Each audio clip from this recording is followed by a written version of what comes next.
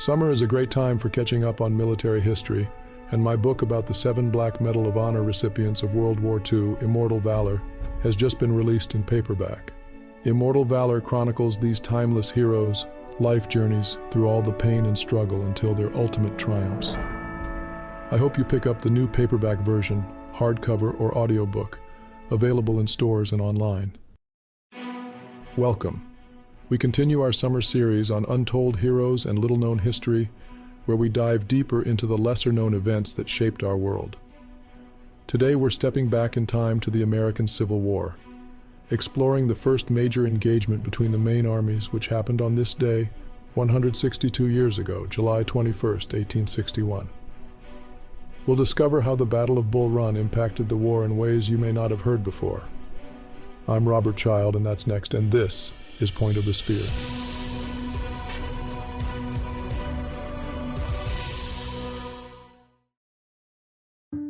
Coming up at the end of the month, I speak with renowned New York Times bestselling author Dick Russell to delve into the fascinating life and remarkable journey of Robert F. Kennedy Jr., as explored in Russell's latest book, The Real RFK Jr., Trials of a Truth Warrior. We need to do something different as a country and bring this divided country together, and that's the reason he told me at one point he was going to run, is because he didn't see any other candidate that was going to be able to, as he puts it, heal the divide. The episode releases Friday, July 28th, right here on Point of the Spear.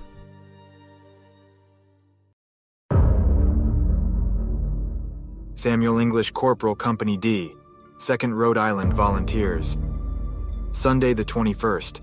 About 2 o'clock, the drums beat the assembly, and in 10 minutes we were on our march for Bull Run, having heard the enemy were waiting to receive us. Our troops then numbering 25 or 30,000, which were divided into 3 columns ours under Colonel Hunter, taking the right through a thick woods. The Battle of Bull Run, also known as the First Battle of Manassas, was a significant turning point in the American Civil War. It took place near a small creek called Bull Run, just 25 miles southwest of Washington, D.C. The Union Army, led by General Irvin McDowell, faced the Confederate Army, commanded by General Pierre G.T. Beauregard. Many anticipated a swift Union victory, but what unfolded was quite different.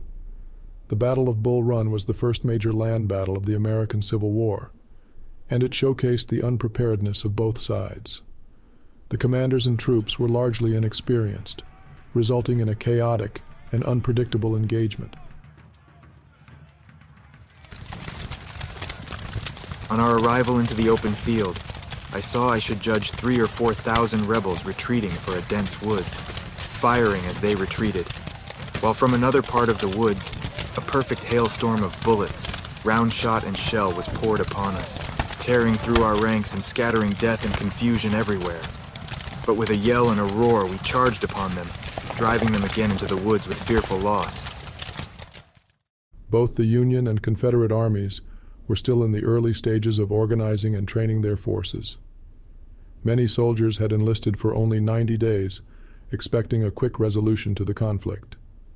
However, the Battle of Bull Run shattered these expectations. The Confederate Army was outnumbered at Bull Run, but they had a crucial advantage: their knowledge of the terrain. Confederate forces had spent several months fortifying the area, constructing earthworks and establishing strong defensive positions. This gave them a significant advantage in the battle. When the Union Army launched its assault on July 21st, they faced a well-prepared Confederate defense.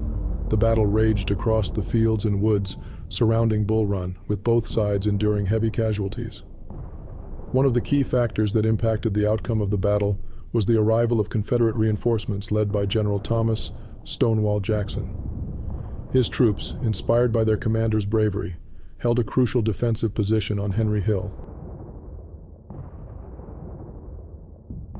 As we neared the bridge, the rebels opened a very destructive fire upon us, mowing down our men like grass, and caused even greater confusion than before. Our artillery and baggage wagons became fouled with each other, completely blocking the bridge, while the bombshells bursting on the bridge made it rather unhealthy to be around. As I crossed on my hands and knees, Captain Smith, who was crossing by my side at the same time, was struck by a round shot at the same time and completely cut in two. Stonewall Jackson's arrival was indeed a turning point. As the Union forces pushed forward, they encountered fierce resistance from Jackson's troops. It was during this phase of the battle that Confederate General Bernard B. made a remark that would forever etch Stonewall Jackson's name in history.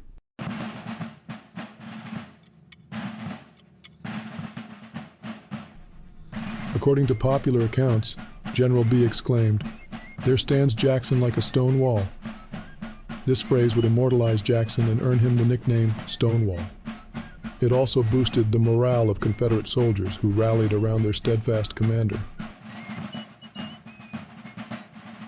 It's fascinating to see how one individual's actions and reputation can have such a profound impact on the course of a battle. But let's delve deeper into how the Battle of Bull Run impacted the overall war. The Battle of Bull Run shattered the illusion of a quick and decisive Union victory. The Union Army, expecting an easy triumph, suffered a humiliating defeat. This outcome had significant repercussions for both the North and the South. After I crossed, I started up the hill as fast my legs could carry, and passed through Centerville and continued on to Fairfax, where we arrived about 10 o'clock, halting about 15 minutes. Then kept on to Washington, where we arrived about 2 o'clock Monday noon, more dead than alive, having been on our feet 36 hours without a mouthful to eat, and traveled a distance of 60 miles without 20 minutes halt. Samuel English, Corporal, Company D, 2nd Rhode Island Volunteers. The Union defeat at Bull Run had a sobering effect on the Northern populace. It made it clear that the war would be long and arduous, dampening the initial enthusiasm for a swift resolution. It also prompted the realization that a more robust and organized military strategy was necessary. The battle led to a change in Union leadership. General Irvin McDowell, who had commanded the Union Army at Bull Run, faced heavy criticism for his tactical decisions. He was subsequently replaced by General George B. McClellan, who would go on to play a prominent role in the war. McClellan brought a new approach to the Union Army, focusing on reorganizing and training the troops. This shift in strategy played a crucial role in preparing the Union forces for future battles. The Battle of Bull Run also had international implications. The defeat of the Union Army at Bull Run boosted the Confederacy's international standing, particularly in Europe. It gave hope to foreign nations considering recognition of the Confederacy as an independent nation. The international dimension of the American Civil War is often overlooked. The battle's impact resonated beyond U.S. borders, potentially altering the course of diplomatic relations during the war.